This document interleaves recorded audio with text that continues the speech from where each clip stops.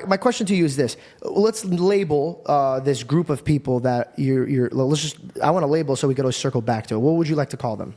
The Matrix? The Matrix. The Matrix. So the Matrix is there. Do you feel like the Matrix is hyped up using media?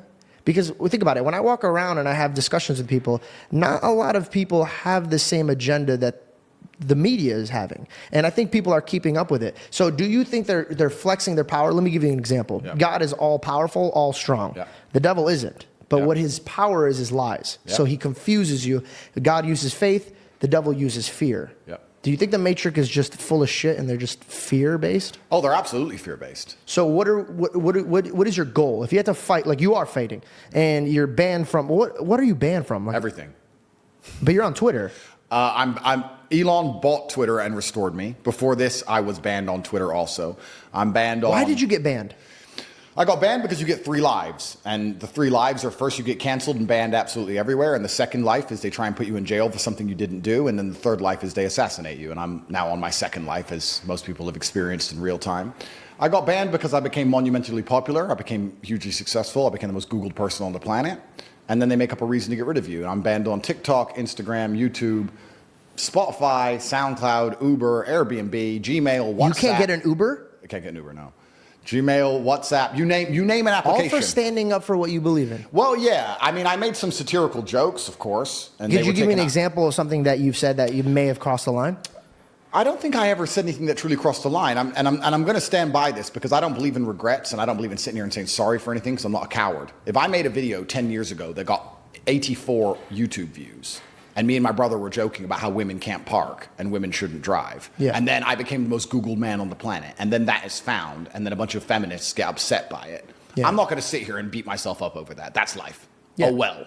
Shit happens. But also, like, stand-up comedians make the craziest jokes. Like, I was in a comedy club and they're already making jokes about Palestine. Of course. I mean, comedians make jokes and rappers sing about murdering people. So it's completely a double standard to come along and say that whatever I said was enough reason for me to be canceled. Well, that scares me because censorship is the scariest thing to me in the world. At what point can we not worship our God? My phone, the day the cancellation started, I'd open my phone and app by app, one by one, logged out, logged out, logged out, logged out, logged out. And in sync, I was sitting there for 2 hours, and every 20 minutes, a new one would just log out. Were you scared? I knew the Matrix was real. I knew how the Matrix operated. I knew that there's a centralized power. I was scared because I knew I'd used up my first life. And then I started saying on all my podcasts, they're going to put me in jail for something I did not do. When that happens, you have to know it's a lie. And I said it about 15 times. And then 7 months later, I ended up in a cell. So I understand exactly how the world works. So yeah, I was scared. But I also believe, and I draw a lot of strength from my religion. We talk about God. I think God gives you strength. And I also believe one of the primary objectives of a religion, which ties back into what we were saying earlier about how the world could be fixed if men and women stay together and monogamy. I think the primary objective of a religion is to preserve a culture.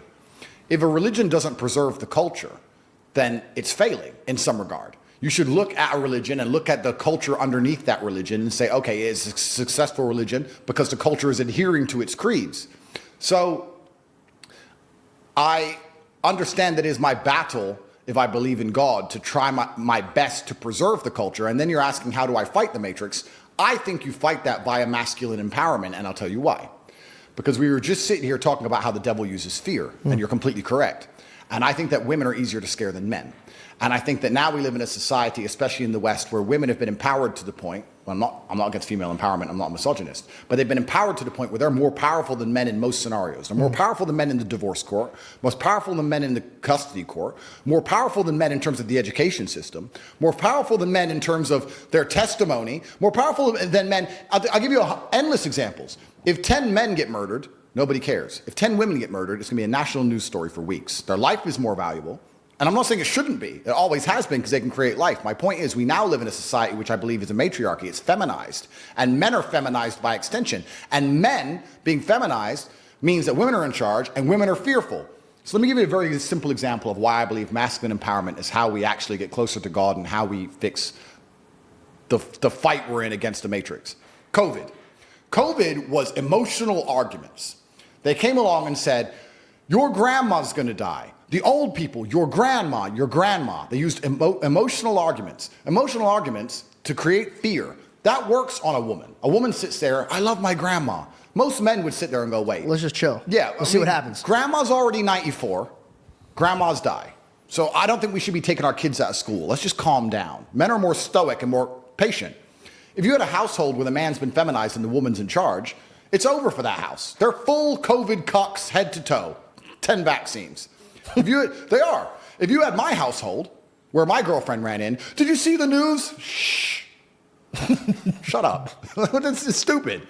Okay, and so, then it's fixed. so wait. But this is the point. Fear. You're yes. talking about fear, the devil using fear. Absolutely correct. How does he scare people? He scares cowards. He scares people who can't fight. He scares women. He scares people who are not prepared to stand up and resist. So masculine empowerment is absolutely and utterly how you battle the devil. You need men to be as strong and capable as possible. Okay. This is a great